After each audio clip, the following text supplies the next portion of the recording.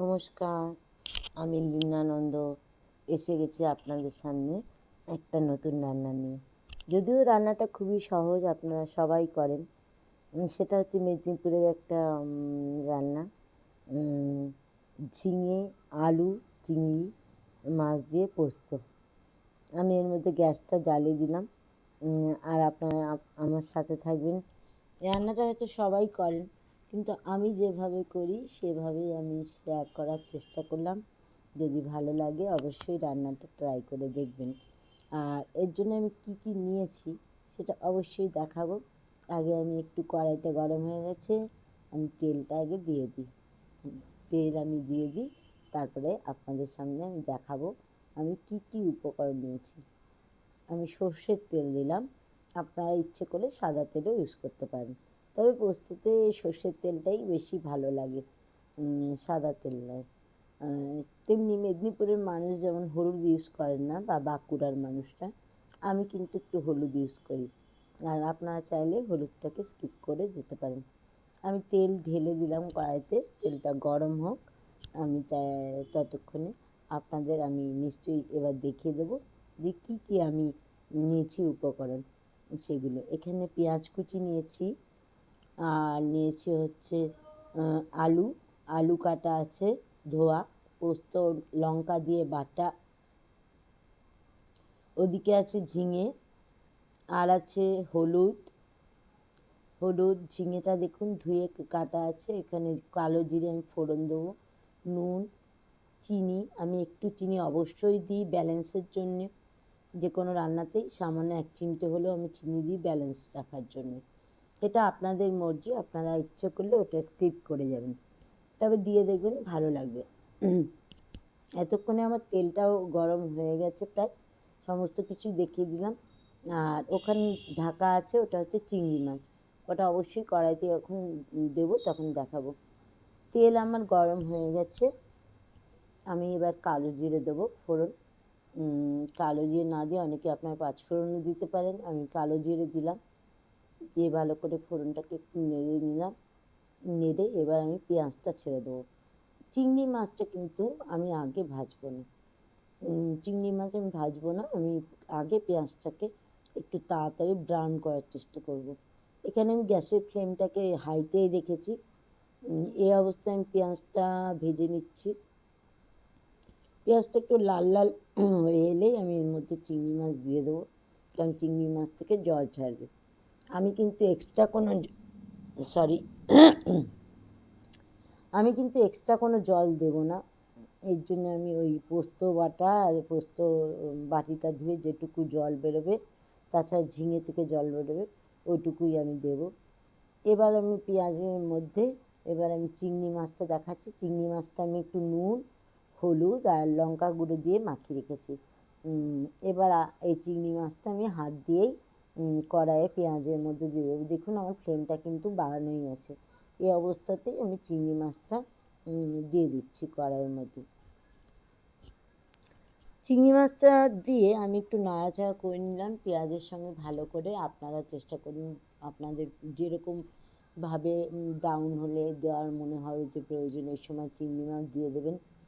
আর তারপরে আমি একটু ভাজা হলে আমি আলুটা ছেড়ে দেবো। একটু ভাজা ভাজা করছি, গ্যাসটা কিন্তু তখনও জোরেই আছে, ফ্লেমটা আমি কমাবো পরে, আলুটা দিয়ে তারপরে আমি ফ্লেমটা কমাবো। এবার আমি আলু ঢেলে দেবো ওর ওপরে, অবশ্যই আলুটা আমি ভাজবো। আমি আলুটাকে একটু চিংড়ি মাছ আর পেঁয়াজের সঙ্গে আলুটা ভাজবো। আলুটা দিয়ে দিলাম। এবার আমি কড়াইটা খুন্তিটা একটু নাড়তে থাকবো, যাতে আলুটা ভালো করে একটু ভাজা হয়ে যায়। আমার ফ্লেমটা কিন্তু তখনও বাড়ানো আছে। আর যাই হোক, আলুটা ভাজছি, আলুটা ভাজা হচ্ছে। আমি এই অবস্থাতেই আমি অন্য সব হাতের সামনে জিনিসগুলো জোগাড় করে নিচ্ছি। আলু পেঁয়াজটা ভালো করে লাল হয়ে ভাজা হয়ে গেলেই আমি একটু ঢাকা দিয়ে গ্যাস ফ্লেমটা একদমই কমিয়ে দেবো, গ্যাসের ফ্লেমটা। আর আলু পেঁয়াজ ভাজা হতে হতে আমি এবার কী করলাম, ফ্লেমটাকে একদম কমিয়ে দিয়ে ঢাকা দিয়ে দিলাম। ঢাকা দিয়ে দিলাম।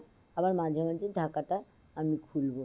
এই যে এখন ঢাকাটা খুলে একটু দেখছি যে কতটা কী অবস্থা, আলুর কী অবস্থা। কারণ পেঁয়াজ থেকেও জল বেরিয়েছে, চিংড়ি মাছ থেকেও জল বেরিয়েছে, আলুটা একটু সিদ্ধ হয়ে যাবে, সেই জন্য আমি দেখছি। আর এরকম মাঝে মাঝে দেখবেন। এবার আমি পরিমাণ মতো নুন দিয়ে দিলাম, আর হলুদও দিয়ে দিলাম। আর এবার আমি ঝিঙেটা ছাড়ার ব্যবস্থা করব।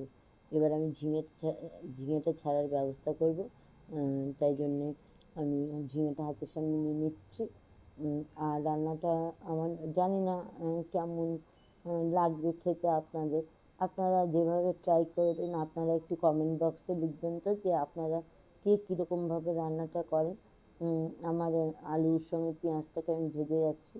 আর এবারে দিয়ে দেবো হচ্ছে ঝিঙে। এই পেঁয়াজ, আলু আর চিংড়ি মাছটাকে আমি একটু ভালো করে ভেজে নিয়েছি, দেখতেই পাচ্ছেন। এবার আমি এর ওপর দিয়ে দেবো ঝিঙেটাকেও এর সঙ্গে ভালো করে মিশিয়ে নেব। ঝিঙে দিয়ে দিয়েছি। এবার আমি ঝিঙে, আলু, পেঁয়াজ, চিংড়ি মাছ এইগুলোকে সমস্ত একসঙ্গে বাড়িয়ে ভাজতে হবে। গ্যাসের ফ্লেমটা কিন্তু তখন আমার বাড়ানো আছে, কারণ আলুটা প্রায় অলরেডি ভাজা হয়ে গেছে। একটু যে জল বেরোবে ঝিঙে থেকে, তারপর পোস্তর জলটা দেবো, তাই জন্য আমি আর এখন গ্যাসের ফ্লেমটা এখন কমাচ্ছি না। আগে আমি পোস্তটা দিয়ে দেবো। এবার আমি পোস্তটা দেবো, প্লাস পোস্ত ধোয়ার যে বাটি ধোয়ার যে জলটা সেইটুকুই দেবো। এর বেশি আমি একটুও জল অ্যাড করব না, কারণ ঝিঙে থেকে অনেক জল বেরোবে। ঝিঙেটা ওই জন্য আমি পরে দিলাম।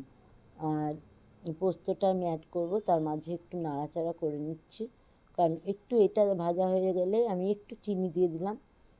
কারণ চিনিটা স্বাদ মতো, আপনারা যারা খান না তারা চিনিটাকে স্কিপ করবেন। পোস্ত ঢেলে দিলাম। এবার আমি পোস্ত ঢেলে এবার পোস্তর জলটা, বাটি ধোয়া জলটা আমি এতে একটু দেবো।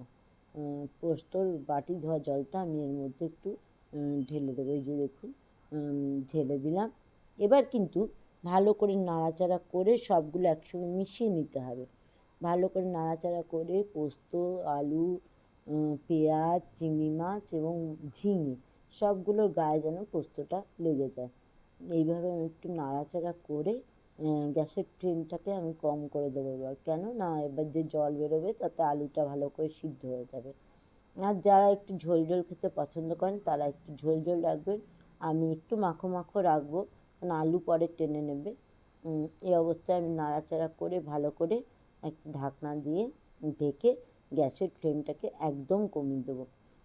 গ্যাসের ফ্লেমটাকে অবশ্যই একদম কমিয়ে রান্না করতে হবে, কেন আলুটা সিদ্ধ হবে।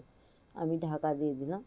মিনিট 5-10 পরে আমি এসে আবার ঢাকাটা খুলে দেখব এর কী অবস্থা দাঁড়িয়েছে, সিদ্ধ হয়েছে কিনা।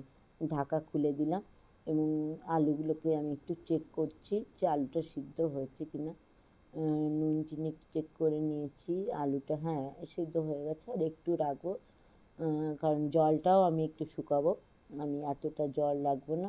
এই জন্য গ্যাসের ফ্লেমটা একটু বাড়িয়ে দিয়ে আমি আবার একটু ঢাকা দিয়ে দেবো, কারণ আলুটা সিদ্ধ হয়ে গেছে, এখন আর বেশি কিছু করার নেই।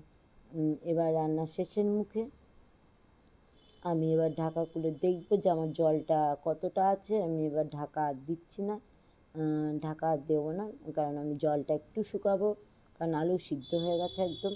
একটু মাখো মাখো আমি গায়ে গায়ে করবো। বন্ধুরা, আমার এই ভিডিওটা যদি রান্নাটা পছন্দ হয়, আমি কয়েকটা কাঁচা লঙ্কাও দিয়ে দিলাম। আর রান্নাটা যদি পছন্দ হয় আমার পাশে থাকবেন, সাথে থাকবেন, আমাকে এগিয়ে নিয়ে যেতে সাহায্য করবেন। আর এইরকম নতুন নতুন কিছু ঘরোয়া রান্না আমি অবশ্যই ঘরোয়া রান্না দিতে পারবো। আমি অন্য কোনো রান্না তেমনভাবে জানি না, ঘরোয়া রান্না করলে অবশ্যই আপনাদের দেখাবো। আর এই রান্নাটা কে কীভাবে করেন একটু কমেন্ট বক্সে আমাকে জানিয়ে দেবেন। আমি আবার একটু গ্যাসের ফ্লেমটা বাড়িয়ে একটু ঢেকে দিলাম, জলটা সামান্য একটু যাতে হয়ে যায় আর আলুটাও সিদ্ধ হয়। জলটা মাঝে মাঝে কিন্তু ঢাকা খুলে আমি দেখে নেব। হ্যাঁ, আমি ঢাকা খুলে দেখলাম, হ্যাঁ হয়ে গেছে। এবার লাস্ট টিপসটা আমার দেবো। লাস্ট টিপসটা আপনারা দেখতে থাকুন। লাস্ট যে শেষে আমি কী যোগ করি এর সঙ্গে, সব কিছুই দেওয়া হয়ে গেছে। লাস্টে একটা জিনিস আমি এর সঙ্গে অ্যাড করব। সেটা আমি পোস্ত করলেই সাধারণত অ্যাড করি। সেটা হচ্ছে কাঁচা সর্ষের তেল একটু ওপর থেকে আমি ছড়িয়ে দেবো। কাঁচা সর্ষের তেল ওপর থেকে ছড়িয়ে দেবো। দিলে আমার কিন্তু রান্নাটা কমপ্লিট। আমি একটা পাত্রে বা একটা জায়গায় আমি জিনিসটা ট্রান্সফার করে নেবো, ঢেলে নেবো। এই দেখুন বন্ধুরা, আমার রান্নাটা একদম কমপ্লিট। দেখতে কেমন লাগছে?